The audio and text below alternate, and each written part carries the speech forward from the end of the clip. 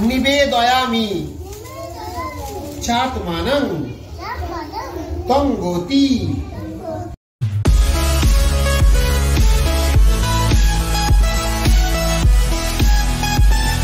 নমস্কার বন্ধুরা, আবারও একটা নতুন ভিডিওতে সবাইকে স্বাগত।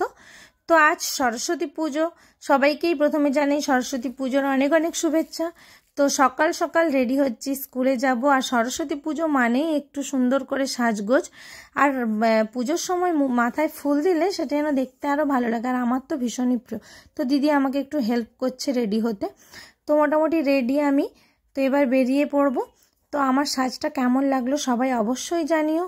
আমার মেয়েকেও সুন্দর করে শাড়ি পরিয়ে সাজিয়ে দিয়েছি। এই বছরে একটা দিনই শাড়ি পরে, আর সরস্বতী পুজোতে সবারই ভালো লাগে। তো তারপর চলে যাচ্ছি স্কুলে। আর স্কুলে সকাল সকালই পুজো হবে, তাই একটু তাড়াতাড়ি বেরিয়ে গেলাম। তো চলে এলাম স্কুলে। আর এই হলো আমাদের স্কুলের সরস্বতী ঠাকুর। তো এখানে সব স্যার ম্যাডামরা চলে এসছে। ম্যাডামরা এখানে ফল কাটতে বসে পড়েছে। আর আমাদের স্কুলের প্রথম স্যারই ব্রাহ্মণ যেহেতু, তাই স্যারই পুজোটা করে। তো এবার পুজো এখনো শুরু হয়নি, এবার শুরু হবে। তো তার আগে আমরা সবাই একটু ছবি তুলে নিচ্ছি।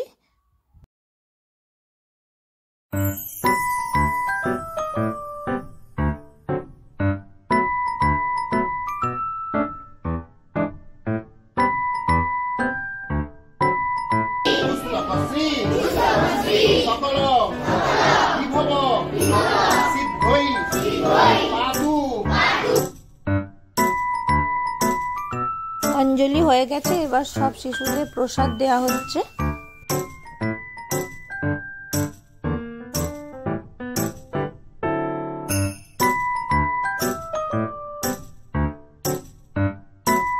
এবার ঠাকুরের সামনে ইকের হাতে খড়ি হচ্ছে।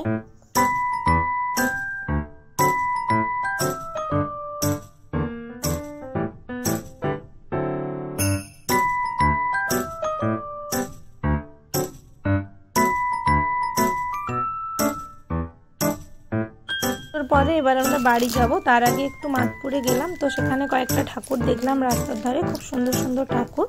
তো তারপর আমরা বাড়ি চলে এলাম। সরস্বতী পুজো মানে খিচুড়ি খাওয়া, আর তাই দুপুরে আমাদের বাড়ির মেনুতেও ছিল খিচুড়ি, বাঁধাকপির তরকারি আর পাঁপড় ভাজা। তো দুপুরবেলা বেশ জমিয়ে খিচুড়ি খাওয়া হলো।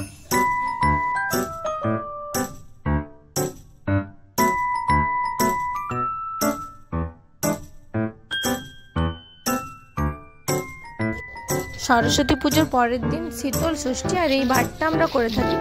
আর যেটাতে আগের দিন সব রান্না করে রাখা হয়, পরের দিন খাওয়া হয়, ঠান্ডা খাওয়া হয়।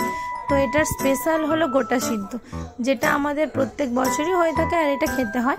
তো একটা বড় কড়াতে উনুনে বসানো হয়েছে গোটা সিদ্ধ। দেখো কতটা সবজি দিয়ে বানানো হচ্ছে।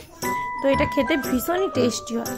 তো যার জন্য আজকে রাত্রেই সব রান্না কালকের জন্য করে রাখছি, যেগুলো কালকে খেতে হয়। শাক ভাজা, আলু পোস্ত, কুলের চাটনি। তো মোটামুটি সব রান্না বান্না কমপ্লিট হয়ে গেছে। তো বন্ধুরা ঠিক আছে, ব্লগটা এখানেই শেষ করছি। দেখা হচ্ছে আবার একটা নতুন ভিডিওতে।